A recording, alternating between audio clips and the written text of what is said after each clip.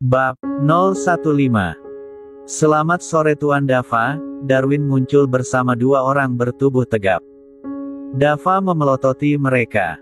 Kenapa Tuan? Ingin marah? Marahlah. Karena ini adalah hari terakhirmu, Darwin tersenyum licik. Dava semakin melototi mereka.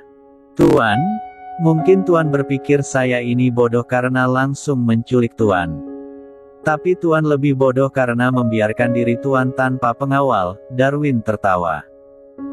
Tuan, ku perkenalkan kepada Anda dua eksekutor yang akan mengirim Tuan ke neraka, Darwin tersenyum licik. Tapi reaksi Dava membuat senyuman Darwin hilang. Dava terlihat tersenyum kepada dua orang di samping Darwin.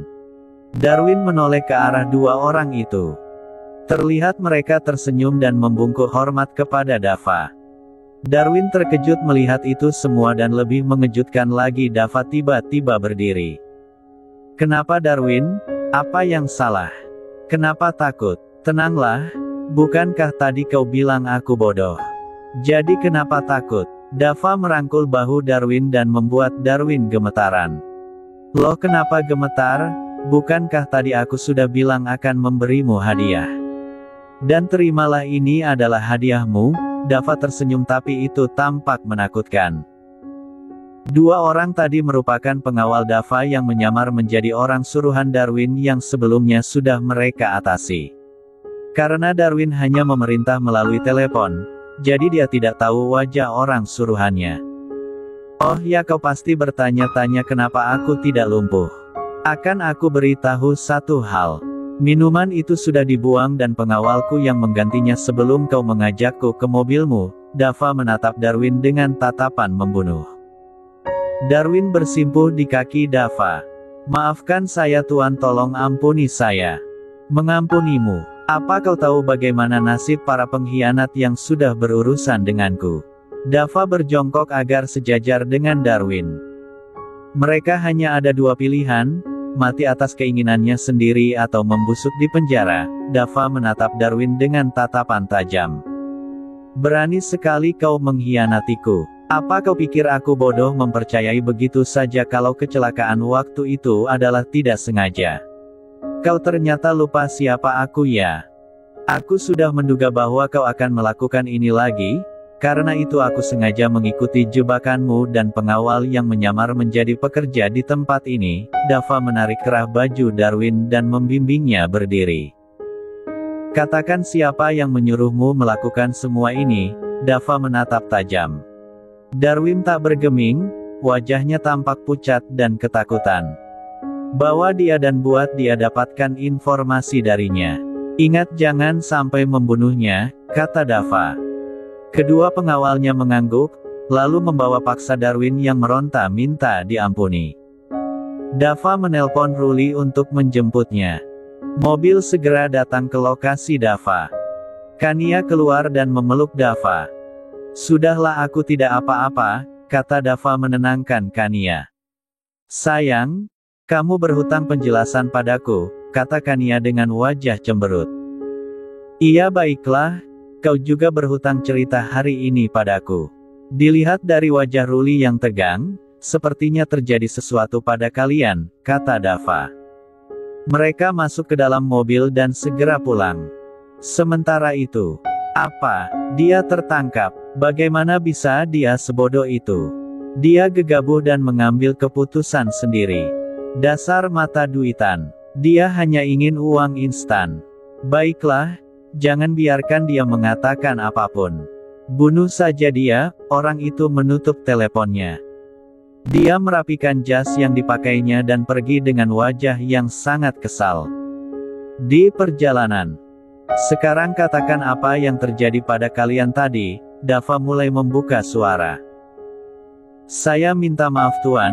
Tadi mobil ini hampir ditabrak lagi oleh mobil lain, kata Ruli yang masih fokus di belakang kemudi. Kenapa mereka selalu ingin menabrak mobilku? Apa karena harganya mahal? Dava terlihat kesal. Saya rasa bukan masalah mobilnya Tuan, tapi orang yang ada di mobil ini, kata Ruli. Iya, aku juga sudah menduganya. Mereka menginginkan istriku celaka. Dava mengelus kepala Kania dan merangkulnya. Orang jahat mana yang tega melukai bidadariku? Dava menggenggam tangannya kesal. Sudahlah sayang, aku kan tidak apa-apa. Kamu memang mempunyai supir paling hebat yang pernah aku temui, kata Kania. Jangan terlalu sering memuji. Dia belum menikah, gerutu Dava. Apa Anda sedang menyindirku tuan? Iya sayang, kamu yang terhebat. Kania memegang tangannya erat. Ruli, kemana mobil yang tadi hampir menabrak kalian? Tanya Dava. Begini tuan, tadi kami melewati jalan sepi yang terdapat tebing kecil. Saat ada mobil di depan melaju ke arah kami, saya mengambil jalur sesuka hati. Saya membelokkan kemudi ke kanan dan ke kiri karena saya ingin mengetes dia pelaku sebelumnya atau bukan. Dan ternyata dia tidak marah ataupun mengklakson saya. Lalu saya mengambil jalur di sebelah kanan. Ketika dia mengencangkan lajunya, saya membelokkan kemudi ke arah kiri dan mobil itu terperosok ke tebing. Ketika polisi datang, pemilik mobil sudah kabur dan tidak ada petunjuk dalam mobilnya, kata Ruli. Kenapa kau membahayakan istriku? Dava menatapnya dari kaca spion tengah. Maaf tuan. Akan lebih berbahaya jika saya diam saja dan dia akan berhasil menabrak kami, kata Ruli menjelaskan. Lain kali jangan bawa dia ke tempat berbahaya, kata Dava. Baik tuan, kata Ruli. Dia sudah menceritakan semuanya, sekarang kamu yang harus bercerita sayang, kata Kania menagih janji. Sudahlah aku tidak ingin membahasnya, kata Dava. Katakanlah sayang. Jangan buat aku khawatir, Kania memaksa. Apa yang harus aku katakan? Tanya Dava. Siapa Darwin? Tanya Kania. Dia hanya orang bodoh yang dijadikan boneka oleh orang yang lebih bodoh lagi, kata Dava. Apa maksudmu sayang? Kania tidak mengerti. Ada orang bodoh yang menyuruhnya melukai kita. Saat kakimu terluka dulu, itu adalah ulahnya, kata Dava. Kenapa dia jahat sekali? Kania mendengus kesal. Sudahlah, yang penting anak buahku sedang mengurusnya, kata Dava. Sayang, jangan tinggalkan aku di rumah. Aku takut, kata Kania. Kenapa takut? Banyak pengawal yang menjagamu, kata Dava. Tidak, aku tidak percaya pada mereka, kata Kania. Kenapa kau tidak percaya? Tanya Dava. Aku mengerti kata-katamu pagi itu sayang, kata Kania. Kapan? Begitu banyak pagi yang kita lewati, kata Dava. Pagi saat kamu memakanku, bisik Kania. Oh hahaha, baiklah apa yang kau mengerti, kata Dava menanti jawaban. Apakah Ruli dapat dipercaya? Kania melirik Ruli. Dia sama seperti Udin yang setia padaku. Aku sudah berkali-kali membuktikan kesetiaannya, kata Dava. Begini sayang, aku tahu sikapmu aneh karena kamu sedang menyelidiki kejadian yang terjadi mulai dari hampir diserempet mobil lain, ular dan kecelakaan Ina secara diam-diam. Kamu tidak memberi tahu mereka karena kamu mencurigai ada musuh dalam selimut kan? Kania menatap Dava serius. Sangat pintar. Bagaimana kau bisa menyadarinya sayang? Tanya Dava. Itu karena aku. Sebenarnya sejak kejadian itu aku selalu memikirkannya setiap hari. Bagaimana mungkin seekor ular mematikan bisa masuk ke dalam rumah dengan sistem keamanan yang begitu ketat? Kania seperti sedang berpikir. Lalu, Dava menunggu jawaban. Pasti ada yang sengaja memasukkan ular itu ke taman. Namun aku masih belum menemukan jawaban kenapa ular itu turun di saat aku berhenti. Padahal aku berkali-kali mengitari patung rumput itu. Aku rasa ular itu punya pikiran sendiri. Kania terlihat bingung. Atau pikiran orang lain, imbuh Dava. Sayang apa maksudmu? Tanya Kania. Sudahlah, lanjutkan, kata Dava. Kejadian kecelakaan Ina. Aku menyadari dia tidak kecelakaan murni melainkan disengaja. Karena jalan di tempat kejadian adalah jalanan yang banyak terdapat bangunan yang mengharuskan pengendara melaju dengan pelan. Dan aku dengar ini adalah kecelakaan pertama dalam 5 tahun terakhir. Kania menatap ke arah Dava menanti responnya. Lalu, apa lagi yang kau tahu? Tanya Dava lagi. Semua terlalu jelas, kata Kania. Sudah kubilang orang ini terlalu bodoh untuk melawanku, kata Dava. Kira-kira siapa orang itu? Tanya Kania. Entahlah, sepertinya obsesinya adalah menghancurkanku, kata Dava. Bagaimana dengan yang di rumah? Aku masih belum tahu siapa orang yang berkhianat itu, Kania tampak berpikir. Aku juga masih belum tahu, tapi tetaplah bersikap seperti biasa agar tidak ada yang curiga. Kita ikuti saja permainannya, kata Dava.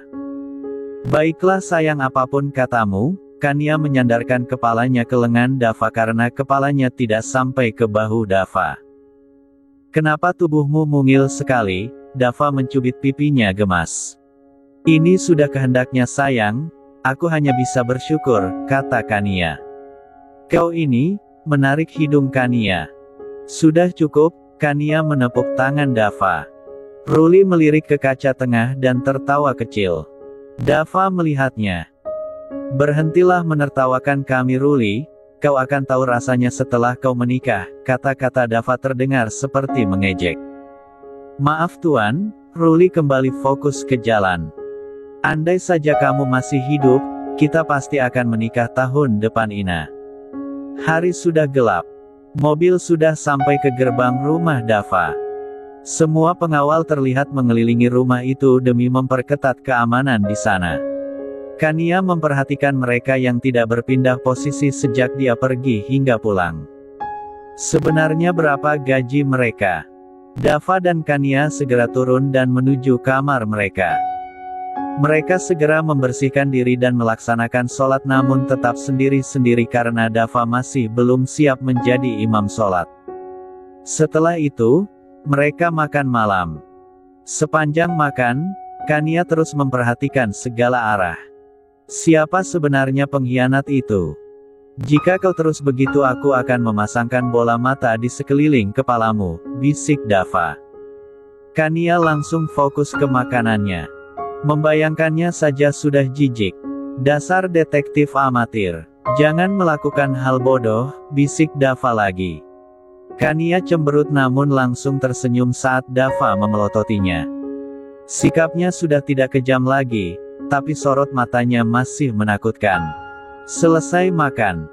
Sayang gendong, tiba-tiba Kania meminta digendong. Dava bingung. Kenapa kau manja sekali malam ini? Jangan memancingku atau aku akan memakanmu malam ini, bisik Dava. Gendong, Kania memasang wajah memelas. Baiklah, Dava menggendong Kania dan menaiki lift. Mereka sudah sampai ke kamar. Dava menurunkan Kania. Namun tanpa diduga Kania mendorongnya ke ranjang dan memulai pertempuran panas itu. Dava sangat kaget karena Kania memulai duluan, tapi dia senang karena malam ini istrinya lebih agresif di ranjang. Sayang, bangun, Dava menggoncang tubuh Kania yang tidak juga bangun. Memem, jam berapa ini? Kania mencoba membuka matanya. Sudah subuh sayang, ayolah sholat dulu, Dava membelai pipi Kania. Iya sayang, Kania mencoba bangkit dan berdiri. Dia berjalan menuju kamar mandi dan mengambil wudhu. Ada apa dengannya? Tidak biasanya dia malas begini. Apa dia sedang sakit? Dava berbicara sendiri. Kania keluar dari kamar mandi dan langsung melaksanakan sholat. Sedangkan Dava pergi ke ruang fitness karena tadi dia sudah sholat duluan sebelum Kania bangun. Selesai fitness, Dava kembali ke kamar hendak mandi. Namun yang didapatinya Kania tengah tertidur berbalut selimut. Hei, sayang, kenapa kau tidur lagi? Apa kau sakit? Dava membelai rambut Kania. Memem, aku mengantuk sayang, izinkan aku tidur dulu. Kania masih memejamkan matanya. Kau kenapa tiba-tiba begini sayang? Apa tadi malam kau tidak cukup tidur? Kata Dava. Diamlah sayang, aku sangat mengantuk, kata Kania menarik selimut dan menutupi seluruh tubuhnya. Berani sekali kau menyuruhku diam dan, Dava menarik nafas lalu membuangnya perlahan. Sabar-sabar. Baiklah, istirahat sampai kau puas, aku mau mandi dulu. Dava bergegas ke kamar mandi. Sayang, ayo bangun dan sarapan. Dava kembali membangunkan Kania. Nanti saja sayang, Kania masih ingin tidur. Kau akan sakit jika tidak sarapan, kata Dava. Suruh saja pelayan membawakanku sarapan sayang, matanya masih terpejam. Baiklah karena aku sedang buru-buru kali ini kau selamat. Dava hendak pergi namun Kania menahan tangannya. Apalagi, Dava sedikit kesal. Cium aku, pinta Kania, kini matanya sudah terbuka sedikit. Tidak, kau belum mandi, Dava menolak. Tadi sebelum berwudu aku sudah cuci muka dan gosok gigi. Cium, Kania semakin menarik tangan Dava. Baiklah kau menang, Dava mencium kening Kania. Aku ingin di bibir juga, pinta Kania lagi. Apa, tidak? Bagaimana kalau tadi air liurmu menetes saat kau tidur? Dava kembali menolak. Ya sudah, Kania melepaskan tangan Dava dan memalingkan wajah. Tampak air matanya menetes. Apa kau menangis karena aku tidak mau menciummu? Ranga menatap heran. Sudahlah, kamu sedang buru-buru kan? Kania menghapus air matanya. Dava membimbing tubuh Kania agar bangkit dari tidurnya. Dava duduk di sampingnya. Dava menghapus air matanya. Kau bertingkah aneh hari ini, Dava mencium bibir Kania lama. Sudah, atau masih mau lagi? Dava menatap Kania dengan tatapan lembut. Dia tersenyum. Kania tersenyum kepadanya. Aku mencintaimu, dia mengecup pipi Dava. Dava tertawa kecil lalu dia segera pergi setelah Kania mencium punggung tangannya. Dava pergi ke bawah dan sarapan sendirian. Dia memerintahkan seorang pelayan membawa sarapan untuk Kania ke atas. Selesai sarapan, Dava langsung pergi bekerja. Namun sebelumnya, jagalah nona muda seperti kau menjaga nyawamu. Dava menatap serius ke arah Din. Siap tuan, Din membungkuk memberi hormat. Dava masuk ke mobilnya dan pergi dengan Ruli. Sesampainya di kantor, tuan klien kita akan datang dalam 10 menit, kata Alex. Apa semua sudah siap? Tanya Dava. Sudah pak, kata Alex. Baiklah, panggil aku jika dia sudah datang. Dava pergi ke ruangannya. Hari ini akan ada klien penting yang datang. Walaupun Dava sangat kaya tapi masih ada orang yang sama kayanya seperti dia. Contohnya klien yang akan dia temui nanti. Selamat datang Pak Rai, sapa Dava kepada seseorang bernama Rai yang tak lain adalah klien pentingnya. Dia mengulurkan tangannya kepada Rai. Terima kasih Pak Dava. Rai membalas jabatan tangan Dava. Silahkan masuk Pak. Dava mempersilahkan Rai masuk ke ruangan meetingnya. Meeting pun dimulai. 2 jam kemudian, meeting selesai dengan kesepakatan perjanjian kerjasama. Selamat ya Pak Dava, semoga perusahaan kita dapat bekerja dengan baik, kata Rai menjabat tangan Dava. Selamat juga untuk Bapak, terima kasih, Dava tersenyum. Baiklah, saya harus segera pergi, terima kasih atas keramahannya, kata Rai. Sama-sama Pak, Dava tersenyum. Rai pergi bersama beberapa pengawalnya. Celin memperhatikannya. Kenapa, kau suka? Tanya Dava. Tidak, aku hanya berpikir kenapa dia tidak ada karismanya sebagai pemimpin ya, kata Celin. Jangan menghina orang, Dava mengingatkan. Lihatlah dia, pakaiannya bagus, tapi wajahnya kenapa tidak ada bagus-bagusnya. Rambutnya juga jelek sekali, tidak ada model sama sekali. Hanya nama saja yang keren, kata Celin. Kau memang nomor 1 kalau mencaci dan menghina orang, sindir Dava. Bukan begitu, selama ini aku berkecimpung di dunia bisnis, baru kali ini aku melihat laki-laki kaya yang begitu jelek, kata Celin. Sudahlah, kau terlalu sering menghina orang. Berkacalah dulu sebelum melihat orang. Dava melangkah ke dalam. Hei, apa maksudmu? Aku kan cantik, Celine berusaha menyaingi langkah Dava. Ya, kau cantik tapi itu bagimu, kata Dava. Awas saja jika kau jatuh cinta padaku, kata Celine. Kini mereka ada di dalam lift. Jatuh cinta padamu? Impossible, kata Dava. Hahaha, kau akan tahu bagaimana rasanya setelah jatuh cinta. Tidak ada yang tidak mungkin di dunia ini, Celine menyenggol siku Dava. Berhentilah berbicara atau aku akan melemparmu ke lantai dasar saat lift ini terbuka, kata Dava menatap tajam. Kau ini selalu saja begini jika diajak berbicara tentang cinta. Apa kau tidak mau memberi menantu kepada mama dan papamu? Celine mulai memancing. Sudahlah, diam kataku. Dan perhatikan cara bicaramu, ini masih di kantor, kata Dava tanpa menoleh. Celine memasang muka masam namun Dava tidak memperdulikannya. Untuk apa aku memikirkan cinta? Aku memang sudah jatuh cinta pada istriku, gumam Dava. Lift terbuka. Celine melangkah duluan ke ruangannya. Dia menutup pintunya. Sebenarnya apa sih yang dia pikirkan? Aku yang sudah cantik begini saja tidak diresponnya. Aku harus mencari tahu sesuatu. Lagi pula apa-apaan sikapnya belakangan ini. Dia sering melaksanakan ibadah, bersedekah, dan tidak pernah lagi mengusir pengemis atau gelandangan saat meminta di jalan atau di kantor. Pasti ada seseorang yang sudah menghasutnya. Aku harus mencari tahu, sorot mata Celine penuh keyakinan. Dava masuk ke dalam ruangannya. Dia mencoba menelpon Kania namun tidak dijawab. Dia ingin melihat CCTV namun dia baru ingat kalau sudah menonaktifkannya. Dia menelpon Lucy. Lucy, apa yang sedang Nona lakukan? Apa? Tidur lagi setelah sarapan. Lalu, Dava geleng-geleng kepala. Apa? Tidak mandi. Dava memijit di antara pelipis matanya. Baiklah, bangunkan dia saat makan siang. Dava menutup teleponnya. Kenapa kau jadi malas begini? Dava menghamburkan tubuhnya ke sofa ruangannya.